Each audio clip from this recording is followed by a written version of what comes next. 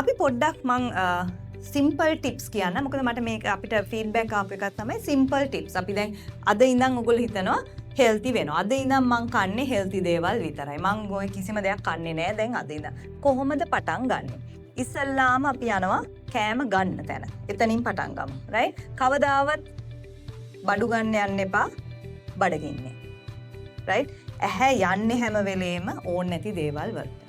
ඒක නිසා බඩගින්නේ යන්න එපා. ළමයි ඉන්නවා නම් ළමයින්ව අරන් යන්න එපා. පුළුවන් නම් ළමයින්ව අරන් යන්න නැතුව ඉන්න. මොකද ඒගොල්ලෝ තමයි ගිහිල්ලා කියන්නේ අරක ඕනේ මේක ඕනේ. එතකොට අපිට ආසාව හිතෙනවා ස්පෙෂලි බඩගින්නේ නම් ඉන්නේ ආසාව හිතෙනවා අර අනම්මනම් ගන්න. රයිට්? ඒක සිම්පල් ටිප් එකක්. සුපර් මාකට් එකට ගියාම one ingredient බඩු. one ingredient බඩු කියන්නේ මොනවද? vegetables, fruits, meat, fish, eggs ඔන්න ඕවා. ඕවා තියෙන්නේ outside aisles වලින්. හරි? මැද තියෙන aisles අපි සුපර් මාකට් එකට ගියොත් මැද තියෙන aisles තියෙන්නේ ඔක්කොම packaged things. If there's more than 5 ingredients, 4-5ක් තියෙනවා නම් අපිට එච්චර හොඳ දෙයක් නෙමෙයි. right? අඩංගු දෙය කියලා පිටිපස්සේ තියෙන ingredients ඕකේ 4-5කට වැඩි තියෙනවා. සමහරක් ඒවා සෑහෙන දේවල් තියෙනවා. මේව ඔක්කොම process කරන්නේ තමන්ගේ gut එකෙන්. right? මෙච්චර ingredients අවශ්‍ය නැහැ. one ingredient products ගන්න හැම වෙලේම බලන්න that is in the outside aisles. right? ඇතුලේ තියෙන ඒවා තමයි unhealthy products වෙන්නේ. ඒක නිසා simple tip එළියේ විතරක් shop කරන්න ඇතුලේ aisles වලට යන්න නැතුව ඉන්න පුළුවන් නම් යන්න එපා. palm පිටි ගොඩක් use කරනවා නම් incorporate another type of flour into it. rice flour ගන්න පුළුවන් සීනි එච්චර high-ෙන් rapidly absorb වෙන්නේ නැහැ. sugar spikes අඩු වෙනවා අපිට. right? palm පිටි වලින් රොටි හදනවා නම් incorporate another type of flour. දැන් ගොඩක් තියෙනවා එක මන්යොක්ක flour තියෙනවා බතල flour තියෙනවා. මේ මොකද මේවා incorporate කරන්න කියන්නේ චුට්ටක් හරි දාන්න fiber වැඩි කරනවා. as soon as you put some fiber into it අපේ blood sugar absorption එක rate එක අඩු වෙනවා. right? එතකොට අපිට sugar spikes නැති කරගන්න පුළුවන්. sugar spikes දැන් අපේ blood එකේ තියෙන sugar spikes තමයි අපි නවත්ත ගන්න ඕනේ හැම වෙලේම. sugar ලස්සනට පොඩ්ඩක් මෙහෙම increase කරලා යටට එන එක තමයි ideal thing that we should aim for. අපි අර spikes වලට ගියොත් වෙන්නේ අපේ කුඩා රුධිර වාහිනී අපේ තියෙන blood vessels පොඩි blood vessels තියෙන්නේ කොහෙද? ඇස් වල වකුගඩු වල මේවට තමයි affect වෙන්නේ. right? ඉතින් ඒක නිසා මතක තියාගන්න ෆයිබර්ම හැම වෙලේම ඉන්කෝපරේට් කරන්න බලන්න තමන්ගේ ඩයට් එකට. wheat flour අඩු කරන්න. wheat flour කියන්නේ palm පිටි. atta flour one step healthier මොකද unpolished wheat එක තමයි use කරන්නේ for atta. ඉතින් atta is one step healthier than palm පිටි. හරි. අපි french fries අපි chips packet එකක් ගත්තොත් large එකක්. අපි ඔන්න බලන්න මිනිත්තු 43ක් ඕනෙලු swim කරන්න to burn the calories in that chips packet. Chinese roll එකක් කෑවොත් බැඩ්මින්ටන් ගහන්න ඕනලු මිනිත්තු 30ක්. පැය භාගයක් බැඩ්මින්ටන් ගහන්න ඕනලු ඒක බර්න් කරන්න. දැන් ගිය සතියේ කවුද Chinese roll කෑවෙත් ඒකත් එක්ක?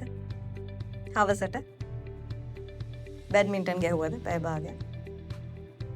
Just think, right? Now start thinking about what you're putting into your body and how you're using up the energy, right?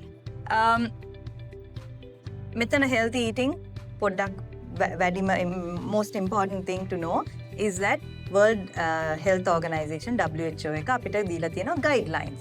අපිට sugar guideline එක තමයි ඒ කියන්නේ sugar නැති අයට right guideline එක තමයි 6 teaspoons of sugar a day. That's the guideline.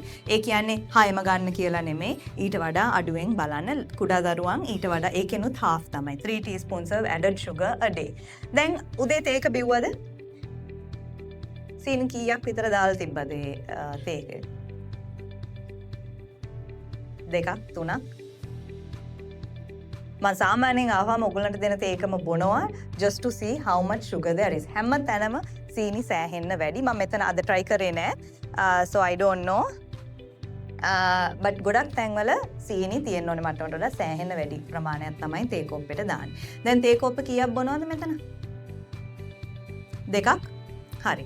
එතකොට එක කෝප්පයකට සීනි තේ හැඳි 3ක් විතර දානවා නම් තේ කෝප්ප 2ක් මෙන්න මේ විදිහට හැමදාම අවුරුදු ගාණක් අවුරුදු 10 20 අරගෙන ඒ විදිහට බීලා ඒකත් එක්ක ෂෝට් ඊට්ස් උත් ලැබෙනවා ගොඩක් වෙලාවට.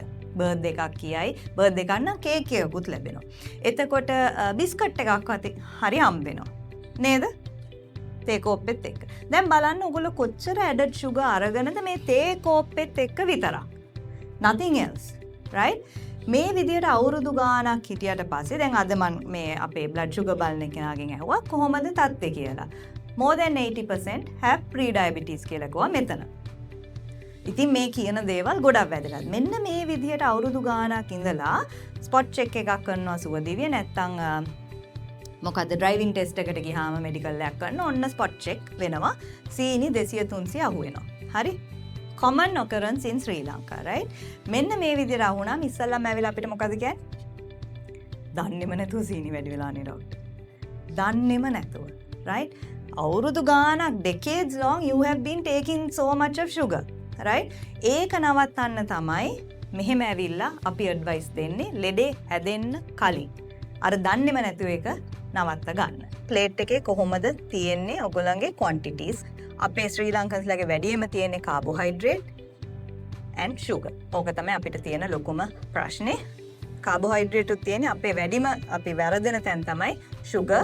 Yeah, with our tea we have a lot of sugar. අනිත් එක තමයි bakery products. හරි අපේ weakness එක ඔන්න ඕක තමයි ශ්‍රී ලංකන්ස්ලාගේ. physical activity මං හිතන්නේ මං අලුතෙන් කියන්න ඕනේ නැහැ. 150 minutes a week cardio exercise. ඒක තමයි අපිට ගයිඩ්ලයින් එක දීලා තියෙන්නේ. ඒක බෙදා ගන්න Tamanට පුළුවන් විදිහට 100 මිනිත්තු 150 පැය භාග සෙෂන්ස් දවස් සතියට 5 පාරක් හරි මොකක් හරි එහෙම හොයාගන්න. Tamanට කරන්න පුළුවන් දේ කරන්න. හරි? මොකද ජිම් ලොකු ජිම් ජොයින් කරලා එහෙම කරන්න කියලා මං කියන්නේ නැහැ. මොකද ගොඩක් වෙලාවට අපි දකින්නේ මාසයක් යයි දෙකක් යයි ඊට පස්සේ නැවතෙනවා. ඉතින් Tamanට කරන්න පුළුවන් දේ කරන්න පටන් ගන්න. ඇවිදින්න නම් ලේසි ඇවිදින්න. alcohol smoking මං හිතන්නේ මං අලුතෙන්ම කියන්න ඕන දෙයක් නෑ. මේවා ඔක්කොම risk factors to getting non-communicable diseases, right? 50% of smokers move on to get diabetes. එතකොට heart එකට සෑහෙන්න බලපානවා මෙන්න මේ.